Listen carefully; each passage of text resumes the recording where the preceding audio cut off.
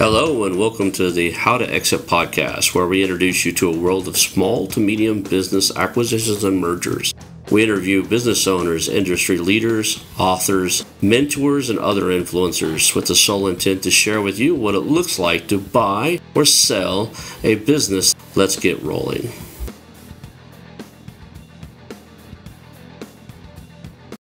And now a moment for our sponsors. I want to highly recommend you get Acquisition Aficionado magazine.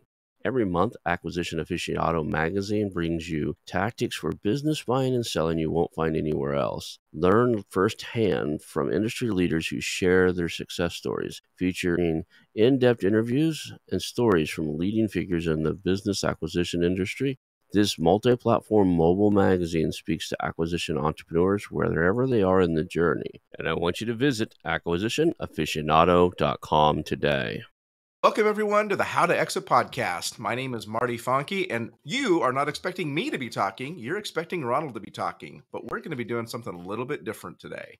So about 1 year ago, I was a guest on the How2Exit Podcast, and since that time, I've been a listener, and I have loved what I've seen Ronald do with this podcast, and he's taken it to the next level with content and newsletters and many other things, and I have just been so impressed with everything that he's done. In that year, I was so impressed with everything that he's done that when the opportunity came up that Ronald posted, hey, I'm open to somebody doing guest podcast hosting and bringing on somebody you would like to interview, I jumped at the chance and I racked my brains for all the famous people I knew in the mergers and acquisition space and the things that I wanted to learn from people. And the more I thought about it, the more I realized the person I wanted to learn from was Ronald himself. So we're going to talk a little bit about today with Ronald about his podcast, his newsletter, mergers and acquisitions. We might wander off and talk about trees before the interview is over, but sit back, strap in, listen in, because this is going to be something different that you've never seen before on the How2Exit Podcast. Ronald, welcome to your own podcast. Thank you. This is going to be fun. It's interesting to sit on this side of it. I practiced yesterday and got recorded by somebody else for the second time. So this will be the third time I've ever been answering the questions instead of asking them. So we'll see how we do here. Absolutely. Well, I'll try and be as gentle as I possibly can. I've been on a number of podcasts as the founder of Westbound Road Mergers and Acquisitions. I've probably done 40 or 50 podcasts. So I know what it's like to be in your seat, and I'll try and be as gentle as I can taking over the host position. So let's get started. Let's talk about the How2Exit Podcast. Why did you start it in the first place? And what were your goals or your intentions? You know, the interesting thing was I had actually kind of geared up to start a different podcast right before COVID hit. I was volunteering at a self-help organization where grown adults go in and kind of learn a different way of being and learn a different way of dealing with the world in its entirety. And I met all these incredible people who had overcome so much diversity. I lined up about 19 of them where we rented a studio in Dallas where they were going to fly in or meet me in Dallas. We were going to record it, and then COVID hit and all the flights got canceled. Wow. So I already kind of, and I have a friend there who was a retired undercover police officer who had a cool podcast, and they were doing 10 to 12,000 downloads per episode. And I met the guy that actually used to be Barney in the suit. He had a podcast at the same co-working space. We were like, and they taught me how to podcast. They brought me in and we used their equipment. We played around and they taught me how to use everything. Then COVID hit and I kind of had these skills I couldn't use. When COVID was around, I actually kind of figured out what I wanted to do. I had hired a performance coach when I was getting rid of or selling off my real estate investment firm. We were splitting it up, giving it to the partner, keeping some real estate type of thing. I hired a performance coach because I kind of wanted to see what I wanted to do next. And one of the things he said that rattled my cage a little bit is like, you should be playing a bigger game. Like, you've done what you've done, do something bigger. And I don't think I've ever given him credit for this, but one of the things that spurred this conversation of mergers and acquisition is one of my real estate investors had called me looking for money to invest in a business. He was moving into mergers and acquisitions. So I have a master's degree. I'm an entrepreneur at heart, master's degree in marketing. So I started diving into it just a little bit because I'm naturally curious. So anyway, that's a long way to get around to. I paid a mentor to teach me how to do this. I read some books on how to do this. Paid a second mentor to teach me how to do it, and I still had questions. So I was like, you know what? I'm going to ask the best of the best in the market to do this. And some of them were easy to take the calls, and some of them were a little hesitant. And I thought, well, I'll just fire up and record these calls, make it a podcast. And I found it really easy it's the easiest sales pitch in the world to be a podcast owner in my eyes, to call somebody up that's on the top of their game and say, "Hey, look, I want to put you on a show. I want to interview you and ask you all about what you're doing, what you're trying to accomplish, who you serve, and pretty much make an hour-long commercial for who you are and what you're up to. Would you like to join me? And we're just going to talk about you the whole time." I rarely get told no. Sometimes I get told I'm Has too anybody busy. ever come back and said, "Oh no, everything we do is so secret, and I'd have to have you sign an NDA to be on your podcast"? Like, have you had that resistance? No, I have had some people like, "Yeah, sounds great. Hit me up in the summer when I'm not swamped." There are some people that are just so busy, they can't do it. And then I've had a few where like they schedule it and reschedule it and reschedule it, and I had to tell them I'm not. And now they're one of them. Now she's too big. She'll probably never come on my show, right? She's on all the like top entrepreneur shows. But no, I really do get great response. We've had 42 or 47, somewhere like that, of the top authors that have written books on this subject. We've had like top players. I haven't had any of the big famous people on here yet. Like trying to reach out to like Shaquille O'Neal. A lot of people don't know he's an acquisition entrepreneur. He owns Oh, 400 plus businesses, right? He owns a bunch of franchises and a bunch of car washes and a bunch of pizza places and just chicken places. And he's just right. a serial entrepreneur. And then like when Snoop Dogg actually bought, I'm going to butcher this, the recording studio, Death Row Record. He bought a Yeah, recording studio. death row. Yep. Yeah, I actually reached out, like, to his team and sent an email and sent some stuff out there and said, "Hey, we'd like to talk to you about that." Didn't get a response, so for a while there, it was a weekly thing. I would do a big reach every week. I would send something to, like, Gary Vaynerchuk or somebody like that and said, "Hey, would you come on?" And yet they've got a big guy, like one of those big guys, but I've interviewed cool people, the CEO of of course, and then, like, the CEO of EOS, the top authors, Walker Dable from Buy Then Build, top mentors in the space. I've interviewed some really cool people. How many interviews have you done total?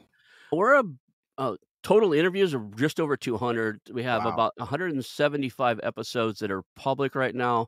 We do have a list of episodes that are being edited and being released because I kind of take the December timeframe off.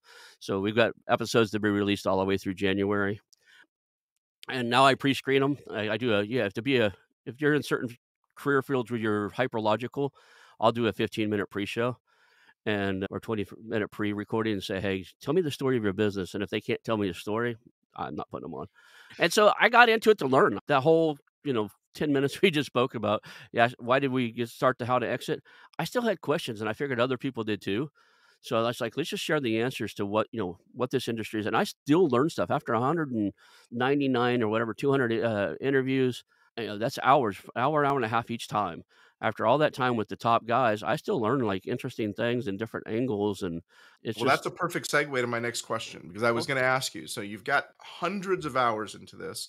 I know when you do the interview, you learn stuff, and then you go back and look at the interviews and the edit process and everything else. So you're double absorbing because we know, right? We only absorb and retain what 30% of what we see and hear. So you're going back a second time and studying those interviews and understanding. And so let's talk about the acquisitions part of this. So you've talked to many of the best players in the business from every angle. I'd love to have you share with the audience who are all interested in acquisitions the top three most important things you've learned by interviewing 200 people in the acquisition space. awesome. Number one, so let's take let's preface this a little bit. We're talking about small to medium businesses. So what I'm talking about, and I want to preface this because the game does change when you get into the mid market.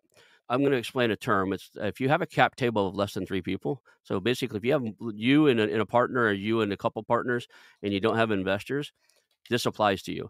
If Okay. you're a VC backed or whatever, and you got 5 or 6 partners in, the game kind of changes, and it becomes more logical and number driven because there's multiple players, and the same happens at mid level.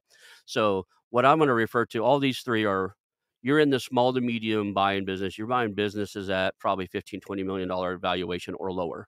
You're buying $5 million SBA businesses and stuff. Out of that, I would say number one, the absolute most important thing, and this is important all the way through, but most important now at this level is rapport.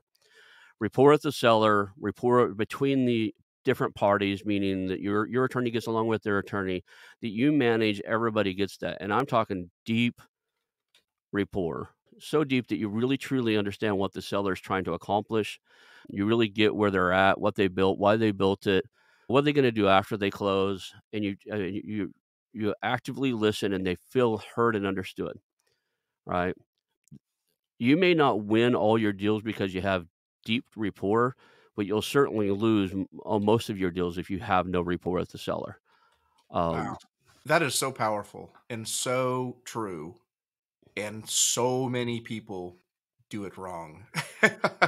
Most um, the new people especially, they get on there and they're like, "What are you making? How long, how long have you been this? How many employees you get?" To get the logics done.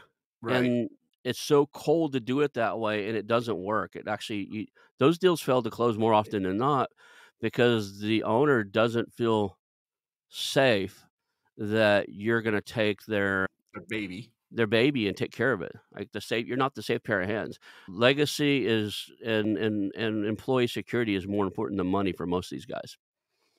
So Absolutely. All right. the Well, that's a great number one. number 2 is due diligence always happens, whether you do it. A lot of these people are like they're trained. A lot of the training I even went through, like do a dollar down and you don't have to do diligence. Due diligence still happens. It either happens before you put your money into it and put your time and energy into it, or after you acquire it and you start learning what you got your hands on. It's going to happen. So the best thing you can do is front load it. I like to tell people that everything prior to due diligence is a story that they're trying to sell, right? And due diligence tells you what you're actually buying. So that's the one thing. The number, yeah, and I've seen so many deals like if I had just done better, the horror stories that I get when people failed is if I had just done better due diligence. It was Can I sidetrack that for just a minute yeah. and to a point? Do you think Elon Musk made a massively bad move in having a no due diligence offer when he bought Twitter? I think he knew what he was getting into, and he had done pre-diligence. So he's got the money to do competitive analysis beyond anything you and I would ever think of. He knew that it was a political mess. He knew that he could go in technically, he knew he could go in and rewrite that code with his engineers within a month probably. He could probably him and his engineers and the tools he has probably could rewrite Twitter. What he was buying was the audience. So I think that's a interesting question in the fact that I'm sure he got surprises. All the political, like a lot of his conspiracy theories turned out to be true, Right. right? Yeah. Other than that, you're the richest man in the world and you got billions of dollars. It wouldn't. The difference between him and you and me is if that would have went to hell in a handbasket, it would not have ruined him. So. All right. Well, yeah. Okay. Good And point. then you asked for 3, the third one 3. is communications. It's part of due diligence, it's part of everything, it's part of rapport building, but communications is absolutely key, and when I mean that, I'm talking about the full communications, truly listening to what they're saying, the full spectrum, watching body language, making sure your rapport, communicating with all parties involved. The attorneys you're doing communications management. You're managing the communication between you and the seller, between the attorney and the attorney, between the CPAs. You have to make sure that everything's in communication and in alignment, and truly you're communicating to build rapport. But I think it's important to point it out. Managing like communications is how you kind of manage expectations. I have a kind of fun saying I like to say is everything you have now, everything you've ever had in the past, everything you want to have in the future is in direct correlation to conversations you've either had, avoided having, or should have. So the Wow. difference between me, Say that again, because so that's deep. anything that you have now, anything you want to have in the future, or anything you've ever had in the past is a direct correlation for conversations you've either had, avoided having, or should have.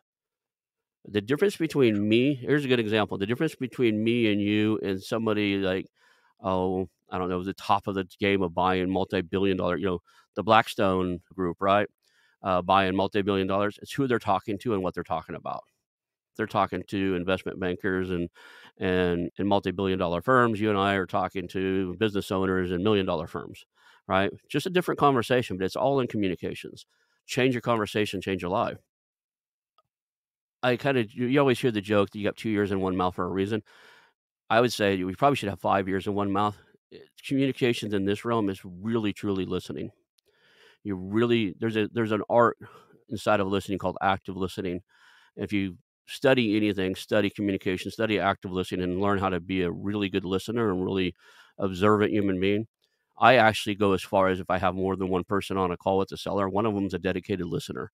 Yeah, this is a master class in how to get deals done. Amazing, Ronald. Yep. Like I am loving this. I'm gonna steal some of this content. I mean, you're Yeah. creating a training course for me for my acquisitions team on the communications management, which is all Yep. very true. And a dedicated listener is a fantastic idea. And going back to your number one with rapport, that is something that we have just tried our best to help our clients understand, whether buyers or seller, that this ultimately is a relationship game. Everybody thinks it's a numbers game, Yep. and it's really a relationship game, and it takes some education to get them there for sure. And so this has been some really incredible kind of proof of concept for me, because this is stuff I've been kind of preaching, but not nearly as eloquently as you. So thank you for that. It's funny you said that. I have notes on here that said a lot of people think that selling a business is a poker game. You got to put a bluff out there. You got to kind of have the game face on and have your poker face on. And what it truly is a collaboration, right? And the first time somebody gives you an answer, paints a story from your business, it's not 100% true. It's nothing, there's nothing right or wrong. The seller's not a liar. He's just been trained to put his best foot forward. So Right. you got Well, to kind of, entrepreneurs have to be optimists, yeah. and so they always give you the optimistic story, right? Yeah. So you just got to be trained to go ask the same question from three different angles and two or three different times and get the different answer.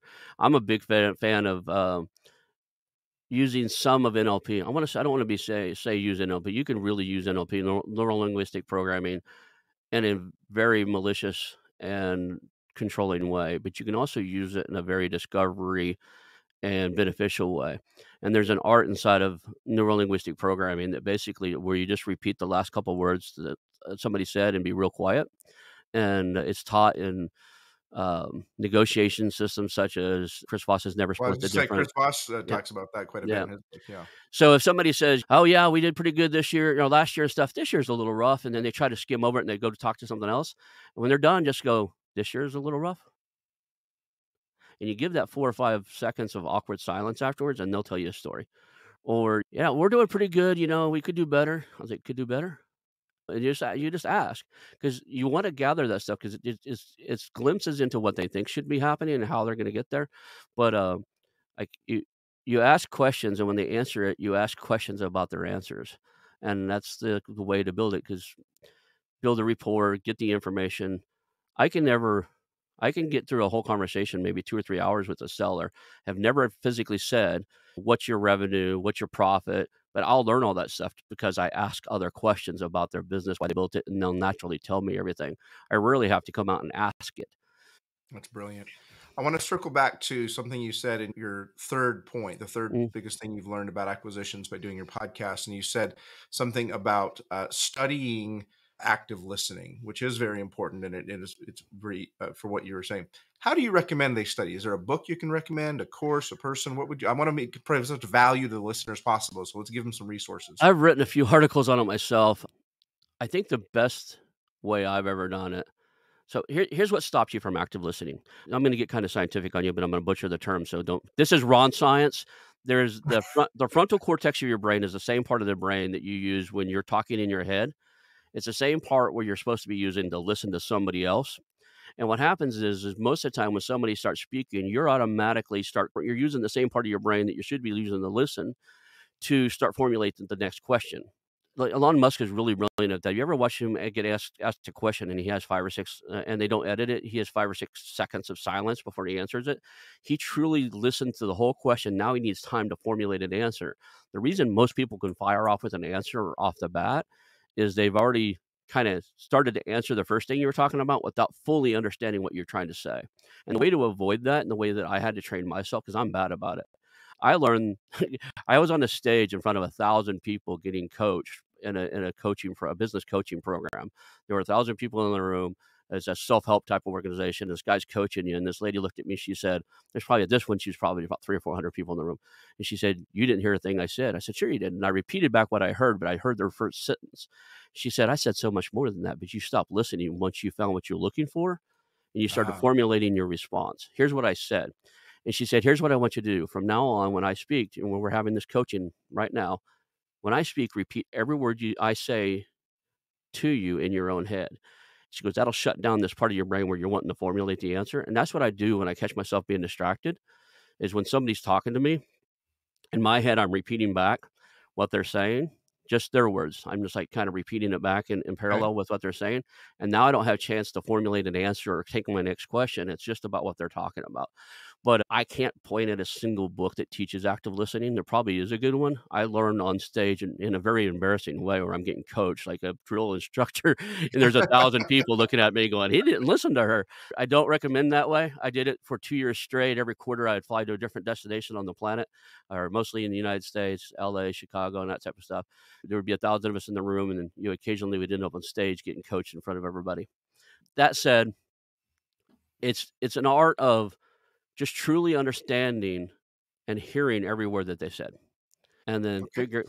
take a few seconds and figure out what's most important, and then respond. That's So, great advice.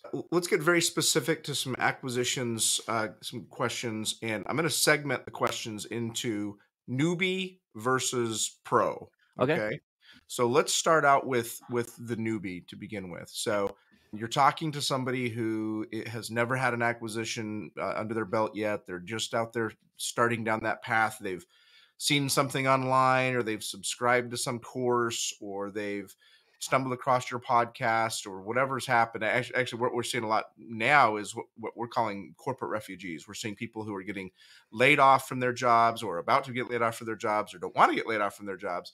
And they're looking, going, I want to control my own destiny. I want to own a business and be able to control my own destiny and not let somebody else control it. And so they're reaching out, looking for great lifestyle businesses or things like that. So brand newbie, what would you give is the single, well, it doesn't have to be the single, but what advice would you give to that brand new person just starting out on an acquisitions journey to help them be more successful? I would tell you you've seen these things where you see they're doing these 90-day programs or 70 hard in 90 or whatever. I would tell you to do something similar for this. Pick a number. Like in the next 90 days, I'm going to talk to 100 business owners wanting to sell their business. Don't intend on, and this is just conversations, either off market or on market. You're not actually gonna probably acquire the first one of them, but you've got to build, there's a thickness, or a skin or a repetition, I don't know what you wanna call it, you need to build to get over your own imposter syndrome and your own not knowing what you don't know, and the best way to be a cold caller is to cold call. The best way to be a real estate investor is to, of course, read and research, but actually jump in and do it, and the only way you're gonna learn what business you want to acquire and what business you want to be in. If you don't know exactly already, and that's the problem I see with most newbies or even guys coming out of corporate, when I say, cool, what do you want to buy? Oh, any profitable business. They don't know. And, I set you in the middle of the forest and you don't know where you want to go, you're going to wander around, right? If you don't know your destination, then it's going to be real hard to get there. And the only way to find, a lot of times, and I'm not saying it's wrong to not know where you want to be, but the only way to figure it out is just talk to sellers, research industries. Like there was probably a good 6 months to 8 months where I thought I was going to buy coffee roasting companies. I honestly thought I could take most coffee roasting companies and turn them into a recurring revenue model through subscription base. And I hate coffee, to be honest. I don't drink it. I love the smell of it. I think it's a wonderful business. People that drink it are passionate about it, and that's one of the things I look for. So I was researching it. So one of the things we had to move it out here to California to be close to some family members, and I realized I like being mobile. Our whole system's set up to be mobile. I live in a tiny home. The studio you're seeing in is a mobile studio. I can take it anywhere in the world. And if I buy a brick and Nice. mortar permanent facilities that I'm going to be in my long term hold, I know I have to be there. Like, I don't care what anybody tells you. One of the biggest myths is I'm going to buy it, put an operator in it. Like, yeah, still make sure that you can own and operate that thing. When the CEO quits, I always ask people, if the CEO quits and it takes you 18 months to do an executive for search to replace him, what's going to happen to the business? Can you run it?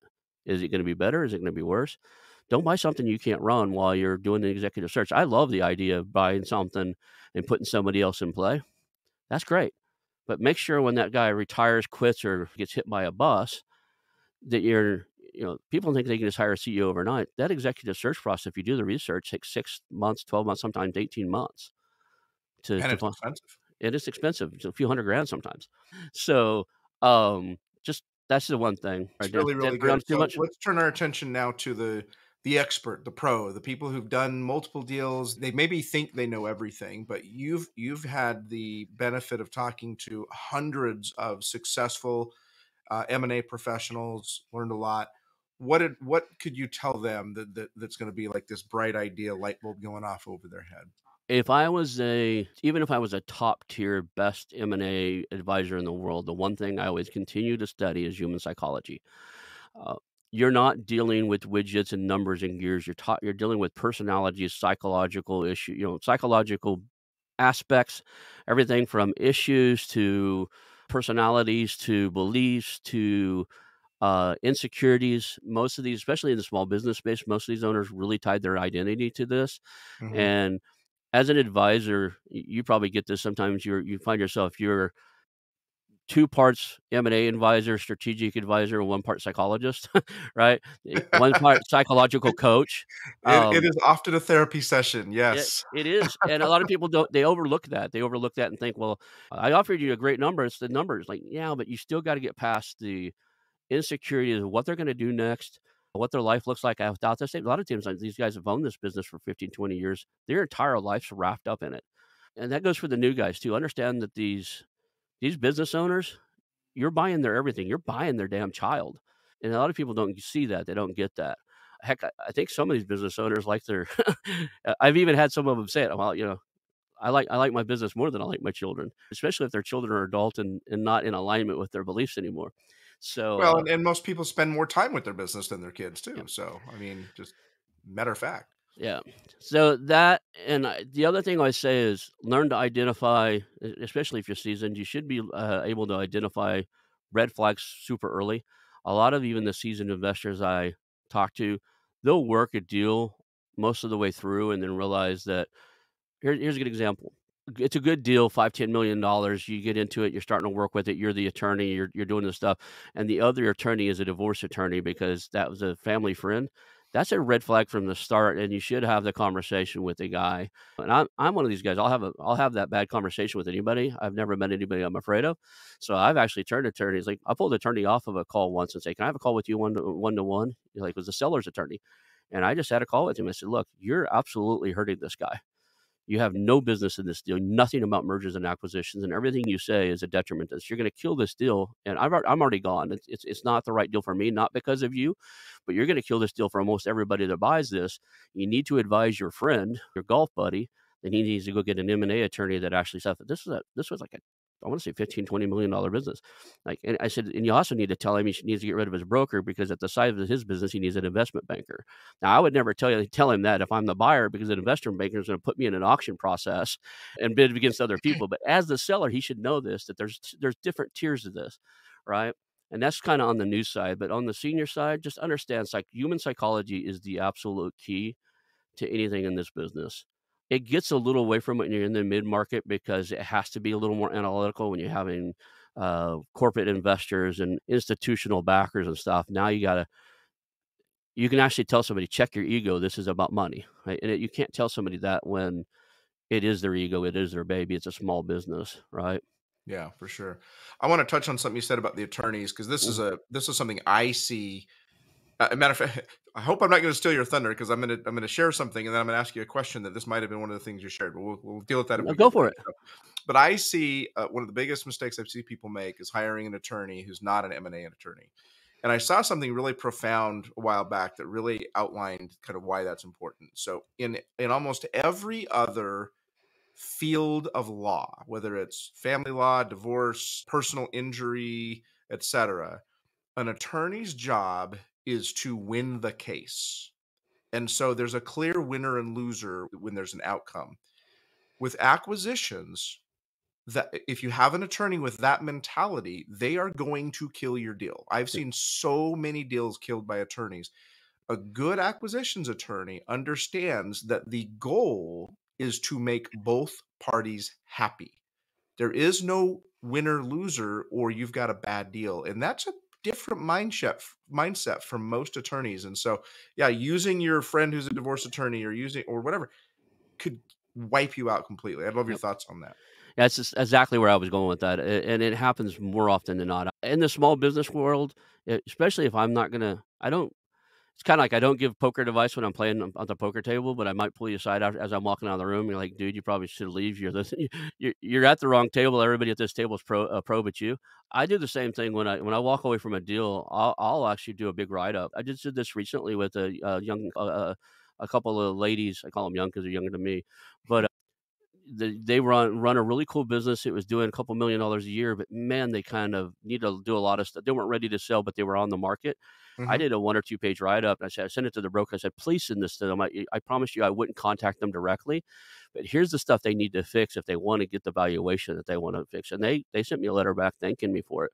I was like, and I do that the same way. And often the call is I'll call their attorney if it's the family attorney. I just let him have it in a polite way. I was like, look, Right. you're not doing this person any service. If I was involved in this deal more, I might call the state bar association and tell them what you're doing. This is an ethics violation. You have an ethical obligation to that client to tell him you're not fit to do this. But the guy didn't Absolutely. even know what reps and warranties were. He Wow. didn't know a lot of the terms and stuff. He could Google them and start reading them, but he just thought everything was like, oh no, that's one sided. That's all on you. Like this is standard stuff in a contract. All right. Yeah, Um, absolutely. Well, we just talked about one of the biggest mistakes we see people in acquisitions make, whether sell side or buy side, which leads to my question. So, after interviewing, 200 of the top experts in the space and learning everything you've learned, what are the top 3 biggest mistakes that you see people make in acquisitions? Top big 3, we talked about some of it, not having rapport would probably be the one. They try to get through it, without actually really getting to know the parties involved. And that, like I said, just not to overbeat this topic, but that includes the attorneys having rapport with each other and stuff.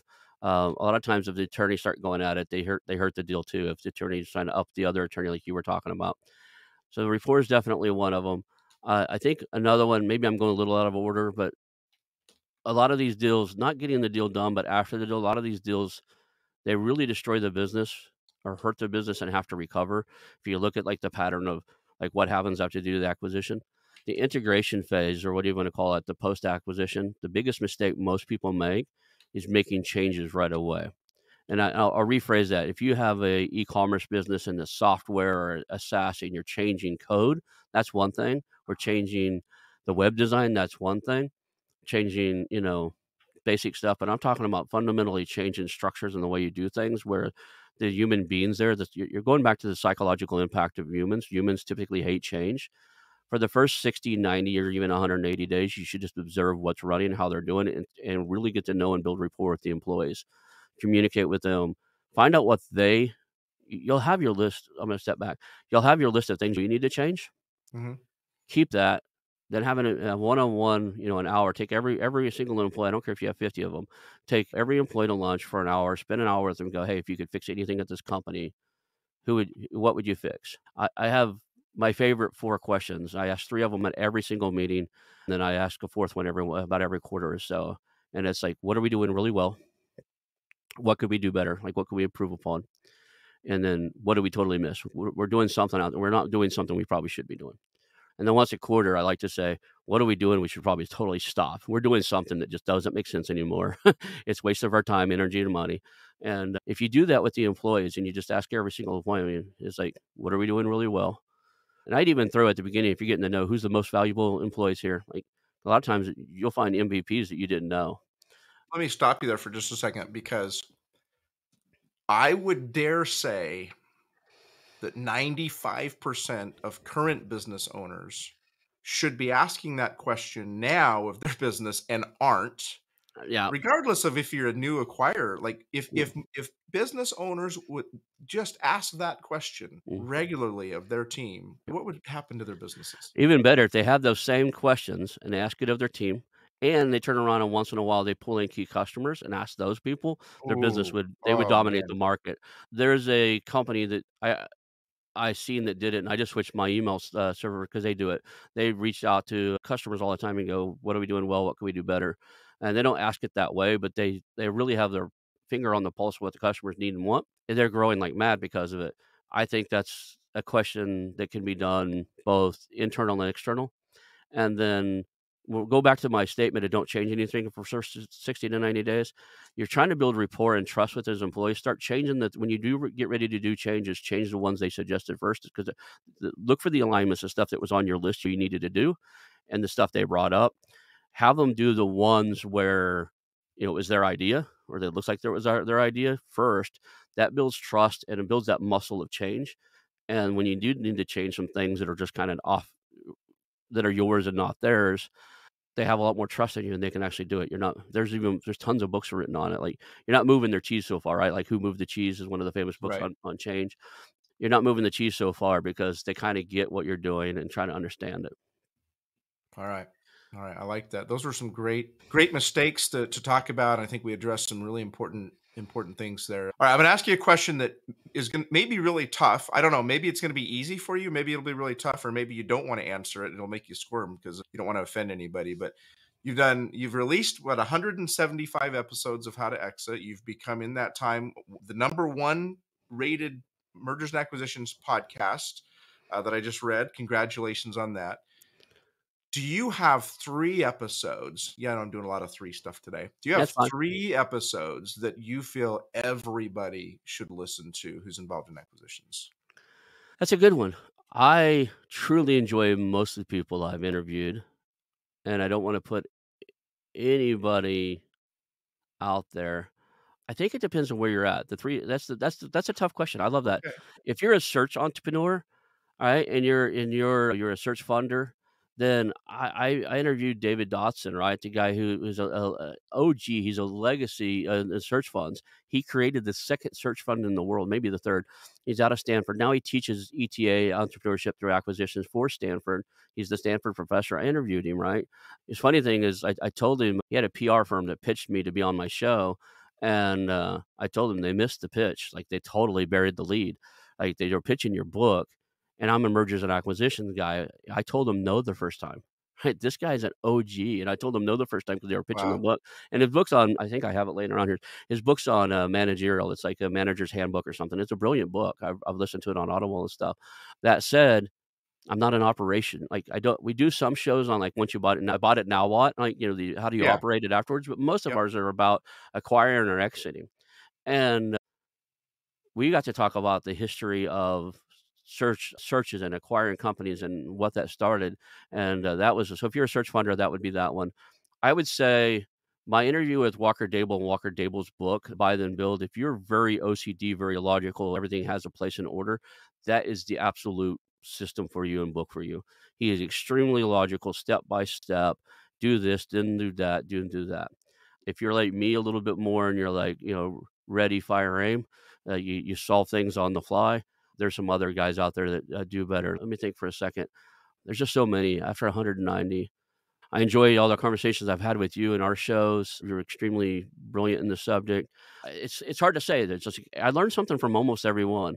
I wasn't expecting you to put me in the top 3, by the way. That's not necessary. And I'll be honest, I don't know if I put you in the top 3, but I loved our conversation stuff, and I'm trying to think of who the others would be. It's tough, right? There's some really cool ones. There's some really memorable events, right? I had the current CEO of EOS talking about operations. I had the current CEO of EOS on there, and part of the show, he talked to me about he told me a story about taking his leadership team to climb like Mount Everest or one of the top mountains. There's those cool stories that happen. I've heard stories where, like, a guy bought a business that had 20-something employees, and this guy was, I think he's out of Australia, and started making changes, and every single employee quit in the first week, right?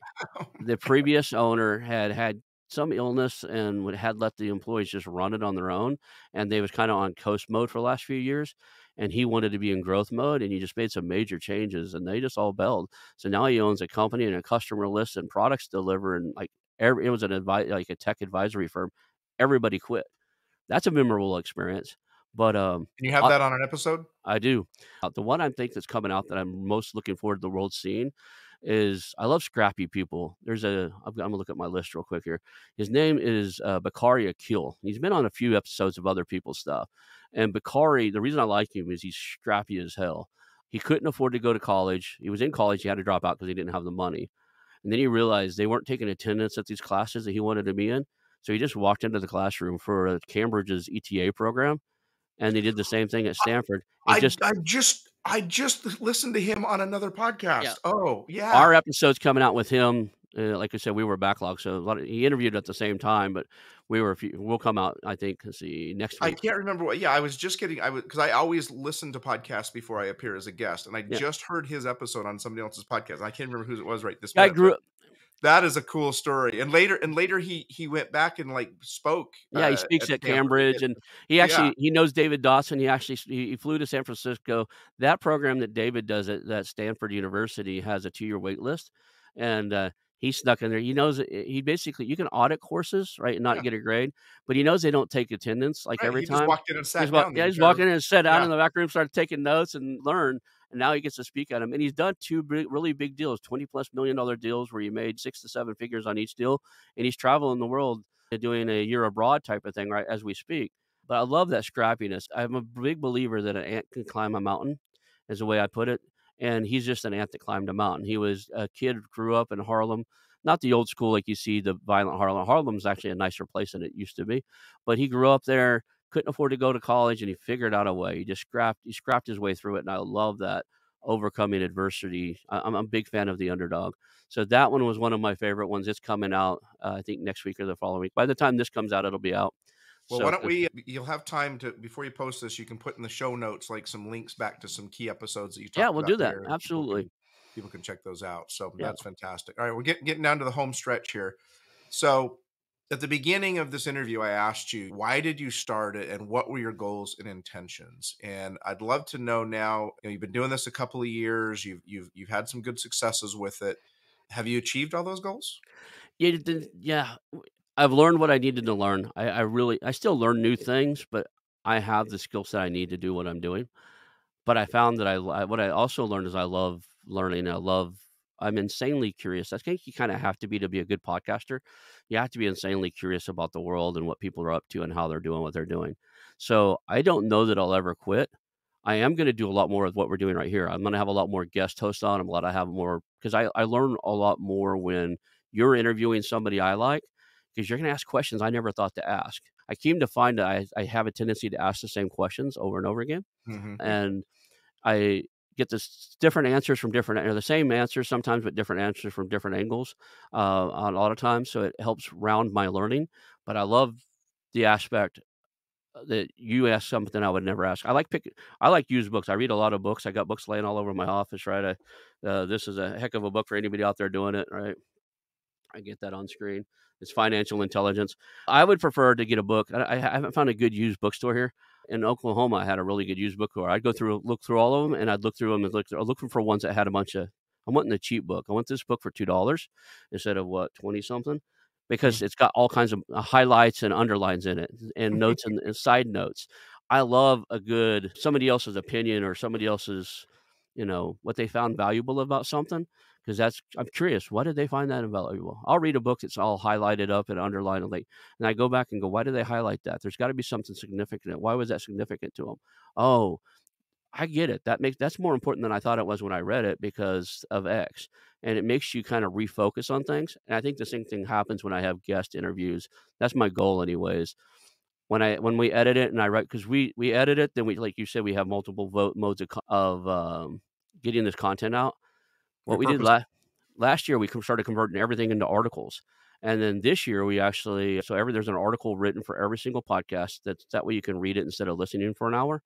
And then this year we actually started reviewing for one of my other newsletters. We reviewed other podcasts, so we're writing those in-depth reviews, detailed reviews, and then to honor the podcasters, we're not trying to steal their thunder. We actually embed their show at the top, so you can watch it while you read the review, and do this. We basically do show notes on steroids, Right. They're right? fantastic. You reviewed one of my episodes I did with another podcast, and it was probably the best write-up I've ever seen of a podcast. I mean, you and your team are just really good at that. We use a combination of my team, AI. We fix what the AI gives us an outline of what we should be because it takes the transcript. It's a combined effort, but it cut it down from taking. It used to take about 8 or 10 hours to do one of those. Like we'd have to listen an hour and it take a long time working, writing, and re-listening. And now we can get them done in a couple of hours per show because we have the AI analyze the show notes too, and then they give us suggestions. So it's a refined, but I enjoy doing it. We do 4 or 5 a week right now. That's So fantastic.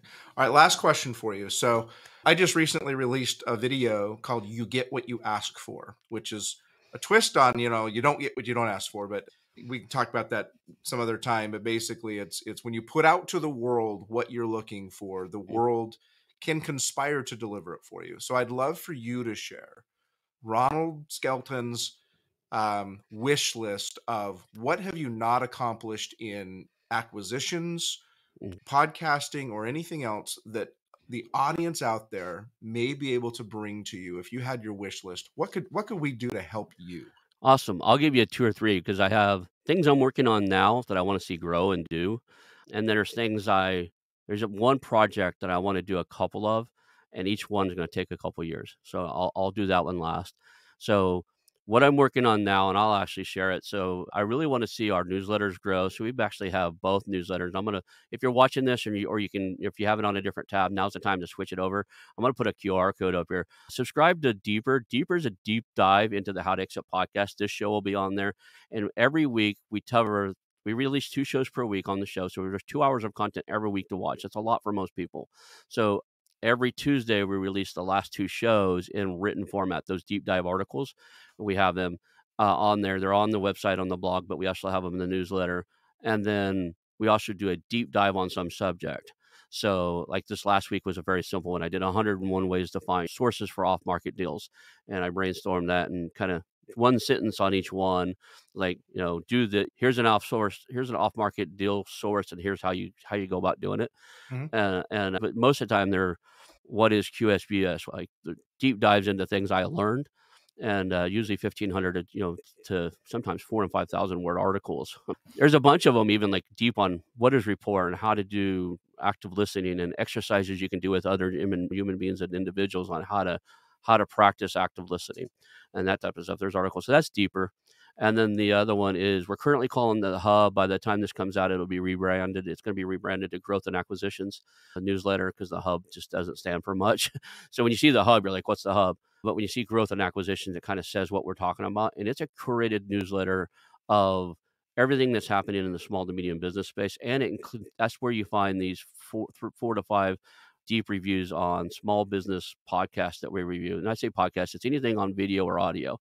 So we go through 15 or 20 of them. We find the 4 or 5 best that happened that week. And then we do a deep dive or do our article write up on that. And I post those on Medium, and then we put them in the newsletter. So that's where that is. As far as acquiring, I love that for the podcast. If you've got somebody that's got deals done, closed deals, bought a business and failed miserably, anybody's got a hell of a story. I want to do a lot more. We've interviewed a bunch of advisors. I love advisors. If you got a great advisor, I'll interview them. But I'm really wanting to do a lot more in the weeds. You've done it. You either did it and succeeded, or you did it and failed, and you're willing to tell your story. The more interesting, the more crazy the story, the better. I think that'll draw some audience. So that would be fun. And then for my mergers and acquisitions phase, we buy newsletters, we buy media, pretty much any business I can run remotely. I'm what you call a digital nomad kind of guy. I own a tiny house. This is a mobile studio. We live in the Redwood Forest of Northern California. So if I can pick it up and take it with me anywhere in the world, that's the kind of business I'm looking for the acquisitions. And that's for our holding company. So, and it could be anything. I just evaluated a podcast host guesting service. I've evaluated, support. Like, I would love to acquire like a social media and content management marketing company where they actually take the content and turn it into short form. Our team's not great at that, and we get really good. We're good if we had the right people to do that. We either JV one with one or buy one. So those are the things around my media holding company. It's called Payixu, like the mythical creature media holding company. So that's what we want to hold on long term. My passion project and something that would make a lot of money and do a really good service for a small to medium business is I kind of joke and call it I'm unicorn hunting. The unicorn I'm looking for is business. It's a business that has 25 plus employees, maybe 25 to 75 employees, maybe 100 employees. It's doing enough money and has enough real estate that it's valued at least 10 million, probably under 50 million. The owner wants to sell, needs to sell pretty quickly, and would eventually like to see the employees own it. So the key elements is it needs to own the real estate that's underneath it, because that's how we're going to give the seller some of his money up front. It needs to be a big business doing where the valuation and the profit margins make sense, and enough employees. And to kind of give you the synopsis of what I'm going to do with it is I want to acquire it. I'm going to take the real estate, do a sales leaseback on it to help fund the deal, help pay to give the seller some money right now. bring in a team that teaches the employee what it means to be employee ownership. I think a lot of people don't understand that the employees need some training to be an ESOP. They need to learn not employees are not typically operators. There's a great company out there called The Great Game of Business. They own a coaching program where they can come in and teach people what it means to be employee owners. Once that's up and running, I would sell it into an ESOP, retain Wow. maybe 20 or 25% of it, and move on and do the next one. So if you're a business owner out there, you need to sell. You're in a divorce, you're sick, something's happened, you got to sell the thing, and you'd really like to see long term the owners, the employees owning it. I'll put it in contract. I'll bring in the team. We'll set this up. I think it's a passion project. I think more companies out there that are in that range should be employee owned. I've seen it that the Great Game of Business guys, they've acquired over 60 something companies with a hell of a success rate. What And a cool project. yeah, Wow. Yeah, that's really cool. I'm going to keep my eyes open. If I find yeah, that business, I'm going to come straight to you, Ronald, and yeah, hopefully anybody else listening does that. So thanks for sharing those yeah. needs, wants, and desires. And I hope that through this episode, lots of people listen and the phone starts ringing with lots of opportunities. So with that, I think it's about time to wrap it up. Is there anything else you want to share or final words you want to share before we close out? Well, I want everybody to definitely understand. Let's take a step real quick. And how do people reach out to you? You're an advisor in this space. I have a lot of trust in you. Let's turn the table a little bit real quick before we wrap this up. Who are you? What do you do? How do they reach you if they want to work Oh, with you? sure. I'll do a shameless plug. Yeah, we got to Uh, do it. We have to have you got to plug yourself here. All So right. better than Well, my getting name is plugged. Marty Fahncke. I'm the founder of Westbound Road, and Westbound Road is a M&A advisory firm. We help buyers and sellers.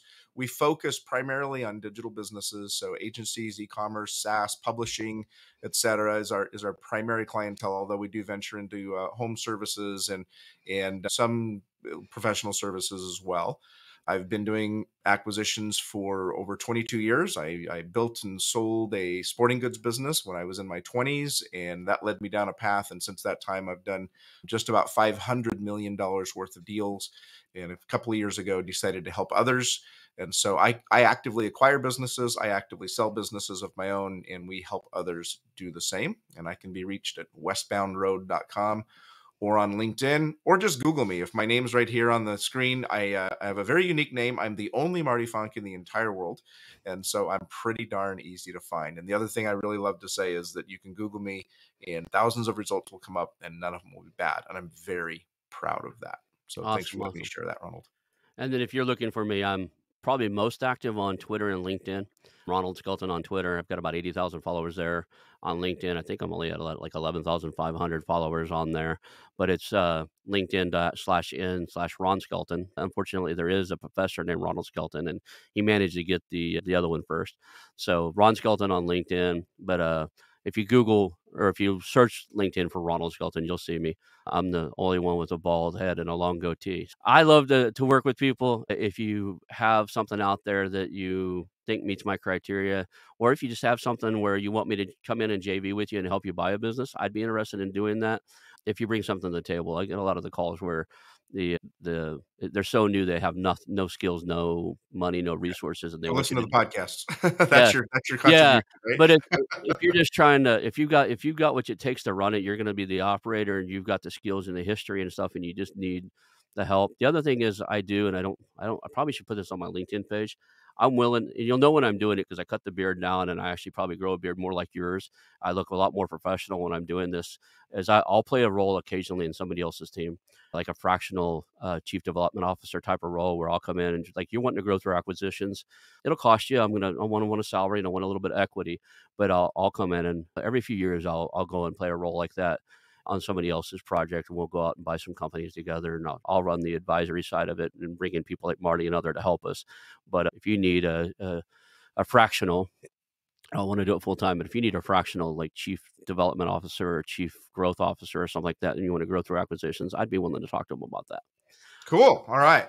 Well, with that, Ronald, we're going to wrap it up. Thank you so much for being here. My name is Marty Fahncke. I am the guest host of the How to Exit podcast today, and I had Ronald Skelton as the guest, and he'll be back in his chair as the host in the future episodes. But in the meantime, it has been an absolute ball to be able to dig into your brain and extract some really great information from that you've learned from hundreds of interviews with M&A professionals. I hope that you found a ton of value with this episode, and keep listening.